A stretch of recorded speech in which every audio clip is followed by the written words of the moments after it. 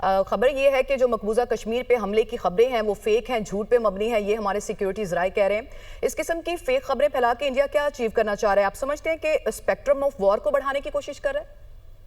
Actually India के साथ जो है ना वो पहले दिन बहुत बुरी हो चुकी है। उनके राफेल तैयारे जो हैं अरबों रुपए का नुकसान उनको हुआ, उनको बेइज्जती उनकी अलग हुई। तो उसके बाद उन्होंने पहले तो आज भेजे ड्रोन, वो ड्रोन्स में उनकी दोबारा बेइज्जती हो गई। उसमें 29 ड्रोन पाकिस्तान आर्मी ने गिरा दिए।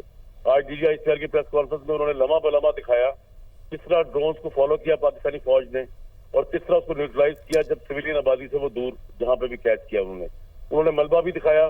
तो पाकिस्तानी फौज ने बता दिया कि उनको हमें पता है ड्रोन्स कहाँ आ रहे हैं। अब ये दो हो गए। अब बेसिकली जिस तरह पहलगाम का अटैक एक जस्टिफिकेशन है, एक झूठी जस्टिफिकेशन है हिंदुस्तान के लिए पाकिस्तान में हमला करने के लिए।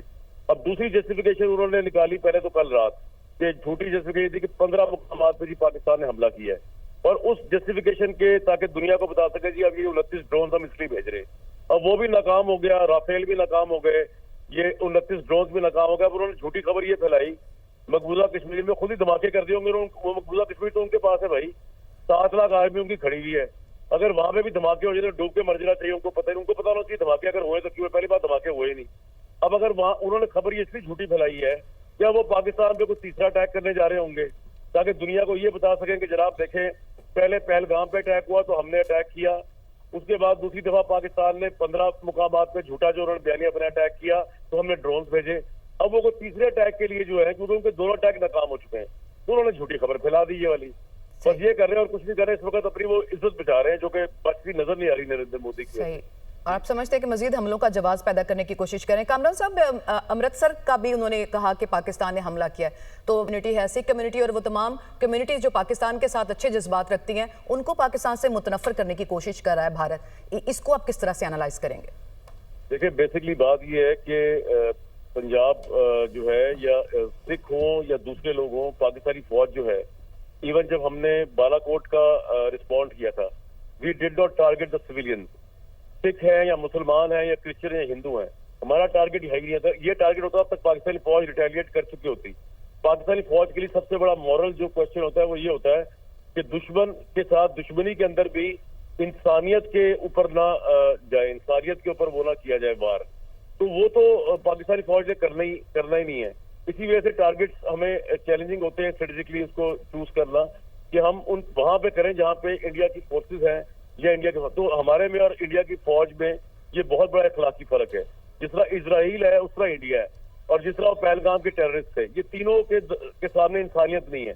पहलगाम के टेररिस्ट जो थे उन्होंने भी इनोसेंट इंडियन टूरिस्ट को मारा, इसी तरह इजराइल इनोसेंट पैलेस्टाइनियंस को मार रहा है। इसी तरह हिंदुस्तान ने कल 26 इनोसेंट मुसलमान पाकिस्तानियों को मारा, मस्जिद पे अटैक किया, कुरान शरीफ के ऊपर अटैक किया, रिलीजियस टेक्स्ट। हम ऐसे नहीं है, तो वो तो झूठ है।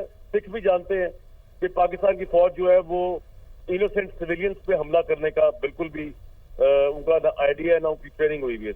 सही, आपने बजा फरमाया कि जंगों के भी कुछ असूल होते हैं, गो के भारत की तरफ से तो किसी भी चीज़ को, इंसानियत को भी सामने नहीं रखा जा रहा। कामरान साहब, इंटरनेशनल कम्युनिटी का रोल आप किस तरह से देखते हैं? 2 एटमी कुव्वतें हैं और बिल्कुल ब्रिंक ऑफ वॉर पे हैं, लेकिन स्टेप इन नहीं उस तरह से हम देखते हैं कि किया गया इस मसले को रिजॉल्व करने के लिए। आप क्या समझते हैं कि डिप्लोमेटिक फ्रंट के ऊपर जो एफर्ट्स हैं वो ठीक चल रही हैं? देखिए जी, इंटरनेशनल कम्युनिटी ना अभी तो शॉक में आई हुई है। एक तो जो राफेल जैसे गिरा है ना, वो सर पकड़ के बैठ गए हुए हैं और वो समझ नहीं आ रही। वो आधे लोग तो फ्रांस वालों को कंडोलेंस कर रहे हैं और फ्रांस वाले खुद गमज़दा हुए हैं कि ये हुआ क्या। हालांकि राफेल में कोई गलती नहीं थी। एक तो वो इंडियन निकम्मे पायलट के हाथ में था और दूसरे हमारे जो एयरपोर्ट के लोग थे जवान, वो बड़े वेल इक्विप्ड थे और बड़े शार्प थे कि उन्होंने उड़ा दिया हम। दूसरा ये कि इंटरनेशनल कम्युनिटी अभी इसको ईजी ले भी अगर रही हो, मेरा ख्याल से इतना ईजी ले नहीं रही। आई थिंक कल सऊदी अरब के वजीर मुमलिकत जो है खारजा के वो आ रहे हैं, ईरान के जो वजीर खारजा है वो ऑलरेडी इंडिया गए हुए थे आज। और इंटरनेशनल कम्युनिटी को एग्जैक्टली पता है कि ये अगर वॉर एस्केलेट होती है तो ये पाकिस्तान इंडिया की वॉर सिर्फ नहीं रहेगी, ये पूरे खित्ते की वॉर रहेगी।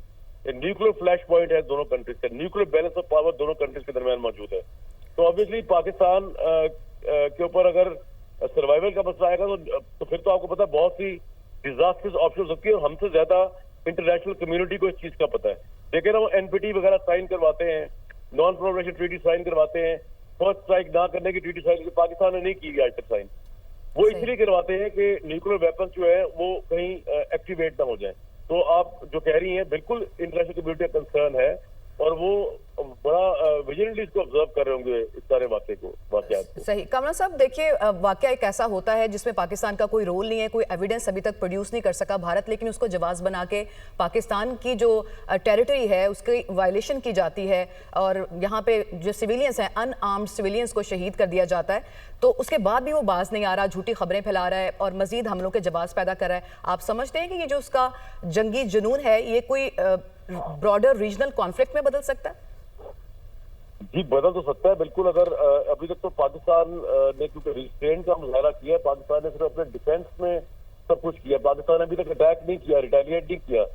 लेकिन अगर पाकिस्तान रिटेलिएट करता है फिर देखना पड़ेगा वो रिटेलिएशन किस लेवल की है, उसके बाद हिंदुस्तान का उस पर रिएक्शन किस लेवल का है, उसके बाद ये चलेगा पता कि ये खिता जो है वो किस तरफ जा रहा है। लेकिन इस तमाम चीजों की जिम्मेदारी जो है वो हिंदुस्तान से भी बढ़कर एक शख्स नरेंद्र मोदी पे है, जो जिसने हमेशा कश्मीर की टेरिटरी को, कश्मीर के इशू को अपने इलेक्शन, अपनी आरएसएस की अप्रोच के लिए इस्तेमाल किया। वो अपने अंदाज में एक एक्सट्रीमिस्ट हिस्ट्री के अंदर अपना नाम लिखवाना चाह रहा है। जैसे इंदिरा गांधी के ज़हन पे जुनून सवार था पाकिस्तान तोड़ने का, इनके ज़हन पे जुनून सवार है कि पाकिस्तान को कोई मदद दिखा दे। उनको ये नहीं पता कि इससे पहले भी उसकी बेइज्जती हो चुकी है 2019 में, जब पाकिस्तान की आर्म फोर्सेस ने अभिनंदन का तोहफा वापस किया था, और उसकी अब भी इंशाल्लाह बेइज्जती ही होगी। वो जो सही। करने जा कमला रहे हैं। साहब आप साथ ही मौजूद रहेगा।